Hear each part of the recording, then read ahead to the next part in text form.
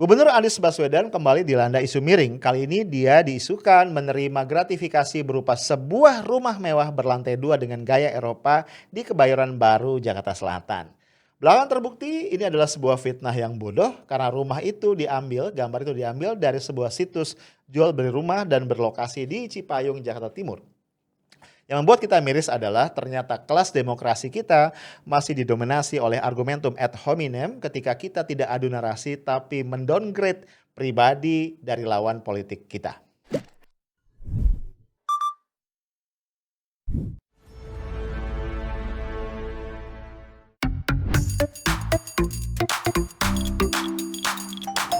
Halo guys, ketemu lagi kita di Highlight edisi Rabu 26 Mei 2021.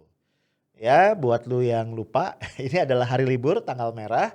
Di hari ini saudara-saudara kita yang beragama Buddha merayakan Hari Trisuci Waisak, ya. Oke, gua pengen ngajak lu ngobrol-ngobrol tentang Gubernur DKI Jakarta Anies Baswedan. Ya, mungkin kalau lu flashback lagi, gua pernah bikin podcast ya, interview gua dengan Gubernur Anies, ya. Nah, dari 23 kalau nggak salah ya, janji kampanye yang disampaikan Anies dalam Pilkada 2017 yang lalu, ada satu janji yang menarik perhatian publik, yaitu janji untuk menghentikan proyek reklamasi di Teluk Jakarta. Ya kita tahu ya, proyek ini memang sangat ambisius, sangat prestisius, melibatkan dana yang gede banget. Dari satu sumber dikatakan dana yang digelontorkan itu tidak kurang dari 500 triliun. Ya, kebayang ya, ini investasi yang nggak main-main. Sehingga kita bisa paham ketika Anies Baswedan terpilih bersama Sandi Uno menjadi gubernur dan wakil gubernur dan berusaha untuk merealisasikan janji kampanyenya, itu penentangan ya dari banyak pihak yang merasa dirugikan itu gede banget ya. Sehingga kemudian berbagai upaya untuk mendowngrade Anies itu sangat masif dilakukan. Nah, salah satu yang gue inget terjadi tahun lalu ya, sekitar bulan Juni, bulan Juli. Ya waktu itu Anies diisukan tidak memenuhi janjinya karena melanjutkan reklamasi. Ya yang ditunjuk waktu itu adalah reklamasi ya perluasan Pantai Ancol. Ya ternyata ya setelah kita telusuri beda tuh ya antara reklamasi atau perluasan kawasan Ancol dengan reklamasi 17 pulau ya di Teluk Jakarta yang ini sudah dibatalkan, 13 dicabut izinnya, 4 yang sudah terlanjur dibangun itu kemudian diikat dengan beberapa peraturan. Nah ini ada satu video penjelasan Anies tentang hal tadi, kita dengerin dulu ya. Assalamualaikum warahmatullahi wabarakatuh. Saya akan menjelaskan apa yang sedang terjadi di kawasan Ancol.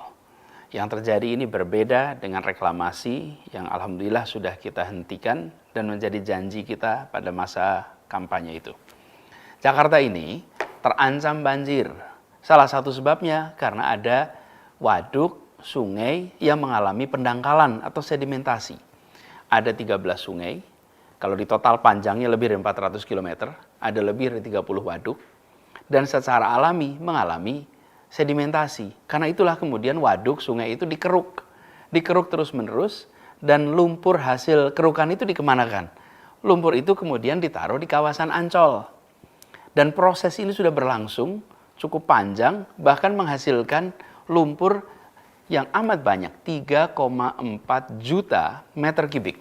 Nah, lumpur ini kemudian dimanfaatkan untuk pengembangan kawasan Ancol. Jadi ini adalah sebuah kegiatan untuk melindungi warga Jakarta dari bencana banjir. Ini berbeda dengan proyek reklamasi yang sudah dihentikan itu. Itu bukan proyek untuk melindungi warga Jakarta dari bencana apapun. Di sana ada pihak swasta berencana membuat kawasan komersial, membutuhkan lahan, lalu membuat daratan, membuat reklamasi. Jadi di situ bahkan ada unsur menerabas ketentuan lingkungan hidup, ada unsur hilangnya hajat hidup para nelayan, karena sebagian berhadapan dengan perkampungan nelayan, misalnya di Kamal Muara, di Muara Angke. Lalu ini juga berhadapan dengan kawasan Cengkareng Drain dan muara Sungai Angke. Efeknya mengganggu aliran sungai ke laut lepas. Jadi bukan membantu mengendalikan banjir, tapi malah berpotensi menghasilkan banjir. Nah, kegiatan reklamasi yang 17 pulau itu, pantai, sudah dihentikan dengan cara mencabut 13 izin atas pantai pulau sehingga tidak bisa dilaksanakan. Lalu 4 yang sudah terlanjur jadi harus mengikuti semua ketentuan hukum dan juga ikut memberikan manfaat bagi masyarakat. Nah, bro, rupanya ya urusan reklamasi ini nggak berhenti sampai di situ ya. Upaya-upaya mendowngrade, mendiskreditkan Anies yang dikait-kaitkan dengan reklamasi itu masih terus terjadi sampai saat ini, ya. Baru-baru ini publik sempat dihebohkan karena Anies diisukan ya, menerima satu rumah mewah di daerah Kebayoran Baru, Jakarta Selatan sebagai bentuk gratifikasi dari pengembang reklamasi. Ya, lo lihat nih, ini penampakan dari rumahnya. Ya, dari penelusuran ternyata isu ini pertama kali dilontarkan oleh politisi Demokrat yang belakangan lebih banyak berperan nampaknya sebagai buzzer, yaitu Ferdinand Hutahian. Nah, ini kemudian jadi heboh ya. Pro cons kemudian muncul dan jadi rame banget. Terus terang gue waktu lihat ya keramaian ini geli sendiri ya. Karena menurut gue gini, ini pendapat pribadi. Ini yang bikin isu ya, gue gak ngerti ya. Ini entah bodoh atau apa, kurang wawasan atau gimana. Karena gini, Anies Baswedan tuh bukan orang bodoh ya. Dia tahu bahwa dirinya disorot, terutama dalam hal-hal yang berkaitan dengan reklamasi. Kalaupun Anies punya niat ya, punya keinginan, punya hasrat untuk korupsi gitu ya, korupsi kebijakan dalam hal ini, gue yakin tidak akan sepolos dan sesederhana ini gitu ya. Masa ia terima gratifikasi, kemudian bentuknya rumahnya jelas banget, ini dikatakan di Kebayoran Baru ya, Jakarta Selatan, bisa dipoto, kemudian bisa disebarluaskan. Ya menurut gue bodoh banget ya. Gue aja nih kalau gue jadi pejabat pemerintah dan gue mau korup ya kayaknya gue akan jauh lebih pintar dari itu. Nah, isu seperti ini memang kemudian terus digoreng ya. Yang menggoreng siapa lagi kalau bukan para buzzer RP. Ya, orang-orang ini memang kayaknya standby 24 hours a day, 7 days a week ya untuk nongkrongin, melototin. Ada nggak sih langkah Anies yang merupakan celah yang bisa digunakan untuk menyerang atau mendowngrade pribadinya, ya kredibilitasnya di depan publik. Salah satunya, males sebenarnya gue ngutip ya, jagoan kita Denny Siregar. Ini lo lihat nih, dia bilang begini di cuitannya, ada isu @Anies Baswedan, ya, di tag ke Anies juga ya, terima hadiah rumah dari pengembang reklamasi. Yang benar, biar banget ya nadanya ya. Supaya jangan terjadi fitnah, mungkin @KPK_RI bisa bantu selidiki. Aduh, kocak ya. Nah, ada lagi nih, ini agak satir ya dari Eko Kun tadi. Ya, temannya Denny ya. Dia bilang gini, kabarnya ada yang dapat rumah mewah di Lebak Bulus, Jaksel. Kok Lebak Bulus ya? Bukannya isunya di Kebayoran Baru ya? Setahu gue Kebayoran Baru sama Lebak Bulus rada jauh ya. Kalau Lebak Bulus ya memang rumah pribadinya Anies sekarang yang sudah ditempati dari tahun 2015 kalau gue nggak salah ya. Mulai dibangun 2013. Kabarnya ada yang dapat rumah mewah di Lebak Bulus, Jaksel dengan DP 0%. Alhamdulillah akhirnya program itu berjalan juga. Nyindirnya ampun ya, asem. Cuma mungkin buat Eko Kun tadi lain kali kalau mau nge-tweet ya, mau nyerang agak teliti ya. Kok jadi Lebak Bulus? Tapi gue paham ya, mungkin buat mereka nih ya para buzzer tuh akurasi, apalagi kebenaran itu bukan hal penting. Yang penting ya ngelempar bom molotov gitu ya, meledak, seru ya, orang rame, ya udah cukup sampai di situ. Yang penting diingat oleh ingatan kolektif publik, Anies ini pernah dapat citra negatif. Kayak gitu ya ukuran keberhasilannya. Jadi mau akurat mau nggak akurat nggak apa-apa. Jangan-jangan nih Eko Kun tadi nyebut di planet Mars juga nggak apa-apa. Nah, seperti biasa guys, menanggapi cuitan-cuitan buzzer, ya hujatan, fitnah dan lain-lain, Anies biasanya santuy aja ya. Gue hampir gak kedengeran nih responnya Anies kayak apa. Yang banyak merespon itu justru orang-orang di sekitar Anies ya. Salah satunya adalah Ahmad Riza Patria, wakil gubernur.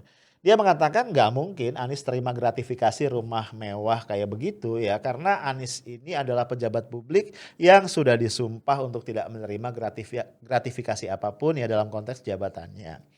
Ya make sense ya buat gue ya. Tadi satu gue bilang nggak mungkin juga ya sepolos itu. Kalaupun mau korupsi masa iya sepolos itu ya.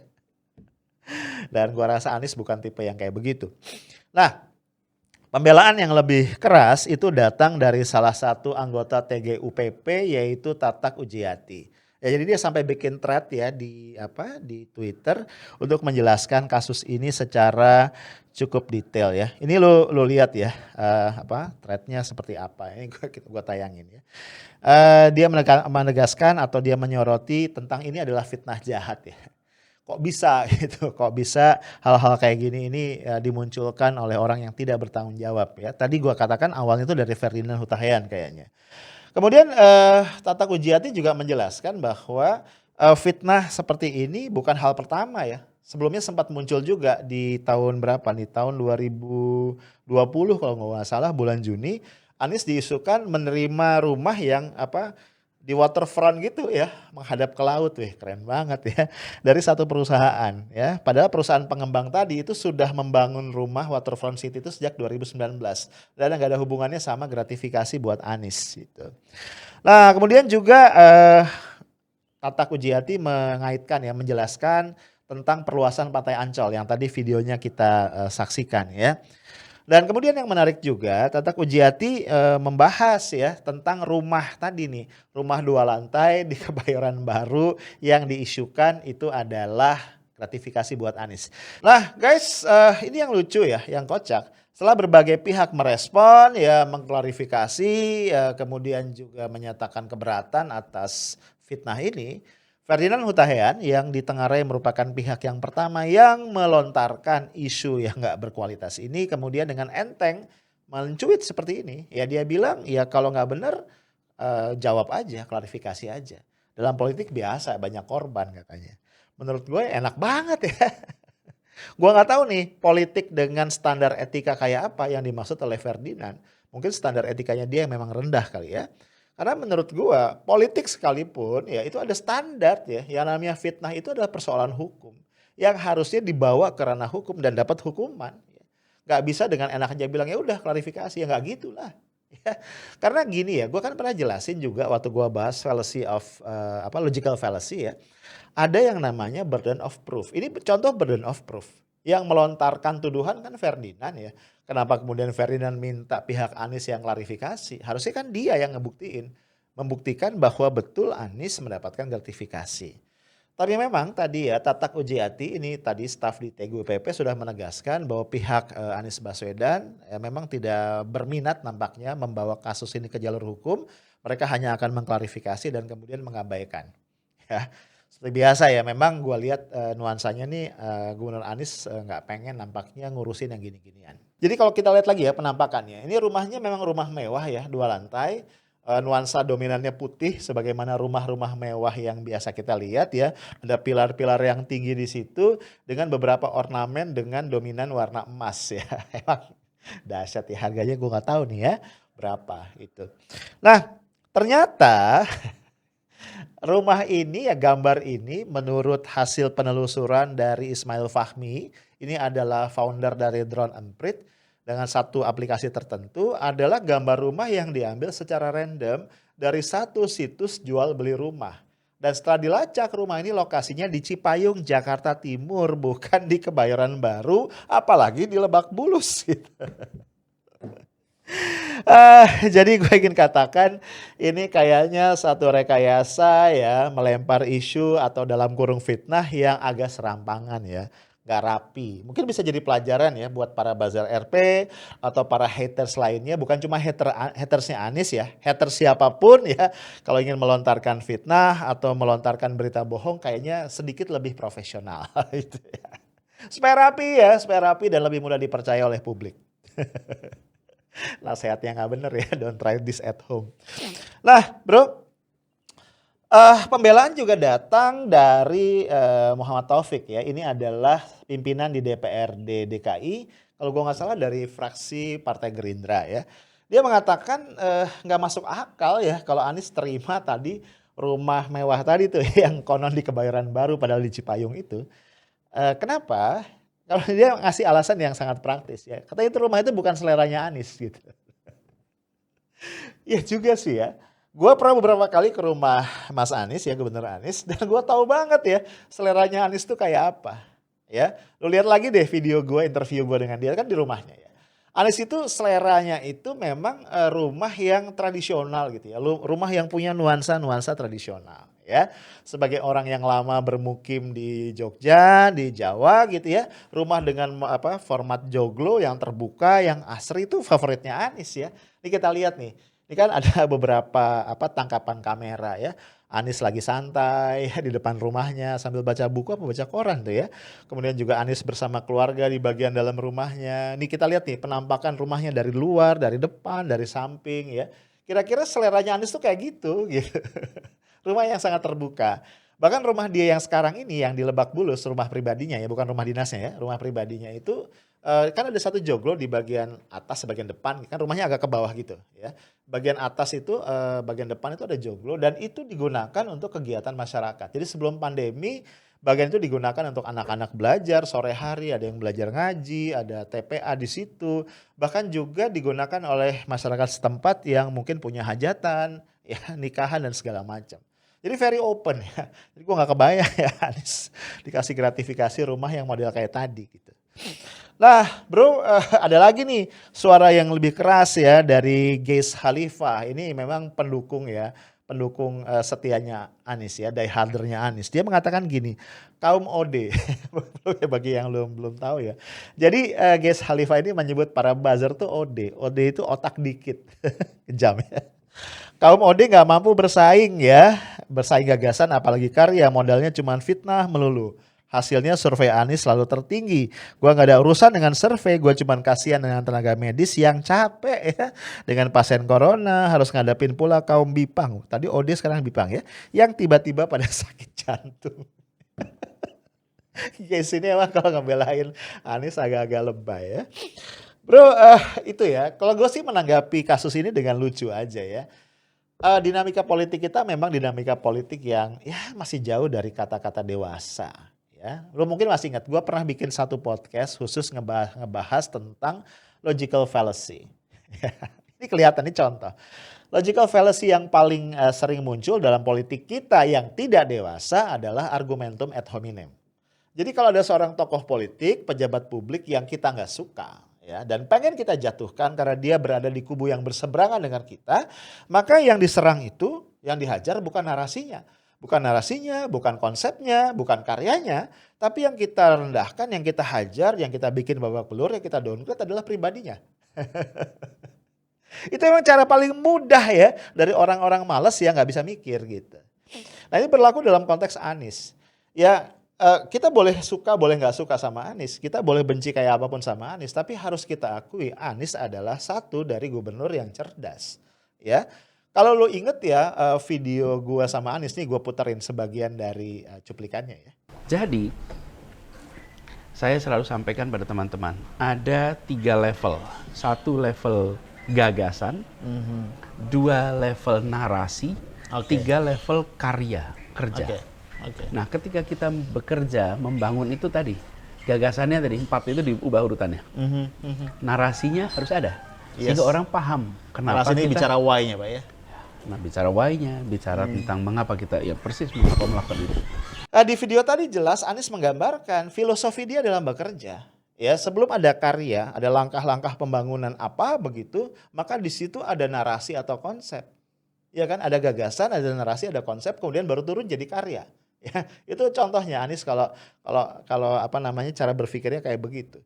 Jadi Anies akhirnya seringkali menghadir sebagai sosok pemimpin, sosok gubernur yang kuat, yang memiliki narasi yang kuat, ya. Agak beda dengan seorang pemimpin lain di level negara, ya, yang selalu ngomongnya bekerja, bekerja, bekerja.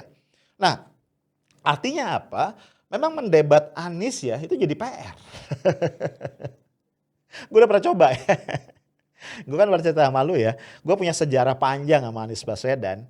Waktu gue defense, waktu gue mempertahankan disertasi gue tahun 2011, ya, waktu gue mau ngambil gelar doktor di UI, penguji eksternalnya Anies Baswedan. Ketika itu Anies adalah rektor dari Universitas Paramadina. Ya, karena di UI itu paling nggak di departemen gue di sosiologi, kalau kita mau defense disertasi itu harus ada penguji dari luar UI dan gue pilih Anies. Karena Anies setahu gue pernah nulis banyak sekali artikel jurnal berkaitan dengan tema yang gue bikin di disertasi gue. Dan itu gue ngerasain ya menghadapi Anies sebagai penguji, Masya Allah. Gue sempat nyesel ngapain gue milih Anies itu. Karena dari tahapan-tahapan ujian itu, aduh banyak banget argumentasi gue yang dipatahkan dengan sangat tajam sama Anies Baswedan. Gitu. Ya, jadi memang gue paham ya, mengalahkan Anies di level narasi, konsep, gagasan, karya itu berat. Sehingga ya wajar kalau kemudian banyak orang yang memilih untuk menghajar Anies ya tadi dengan argumentum ad hominem. Hajar aja pribadinya ya. Anies dibilang gubernur kadrun, Anies dibilang ini, dibilang itu. Dan tadi didegradasi atau didowngrade dengan berbagai tuduhan atau fitnah yang tidak berkualitas. Nah, bro, gue pengen disclaimer ya, gue bukan tim sesnya Anies, gue gak ada urusan sama Anies ya. Gue juga bukan pegawainya Anies. Poin gue begini ya, eh, fenomena ini membuat gue miris tadi tentang tingkat kedewasaan dari demokrasi kita. Ya, kita ini belum sampai pada level yang terbiasa untuk adu narasi, untuk adu wacana, untuk adu gagasan. Ya, kemudian juga menyampaikan ketidaksetujuan dengan argumentasi yang memadai dan kuat. Kita nggak berada pada level itu. Kita belum berada pada level itu. Sayang banget ya. Karena tadi ya sebenarnya demokrasi ini kan awalnya adalah adu narasi. Harusnya begitu. Sehingga kemudian didapatkan satu narasi, satu konsep, gagasan yang paling baik yang kemudian nanti diwujudkan pada level karya. Nah, disitulah akhirnya gue ingat ya pada satu adagium, ya sebenarnya adagium ini bersumber dari hadis dari Rasulullah ya, dari the Prophet Muhammad yang mengatakan setiap masyarakat akan mendapatkan pemimpin yang pantas bagi mereka. Ya jangan-jangan ya orang seperti Anies ini pemimpin yang nggak pantas. Dalam artian gini, ketinggian. Ketinggian buat masyarakat yang masih suka gosip, yang masih suka nyebarin hoax, yang masih suka memfitnah atau menjatuhkan pribadi. Jadi dia terlalu maju sebenarnya buat komunitasnya. Walau alam. Ya, itu aja dari gua. Stay tough, smart, and professional. Assalamualaikum warahmatullahi wabarakatuh.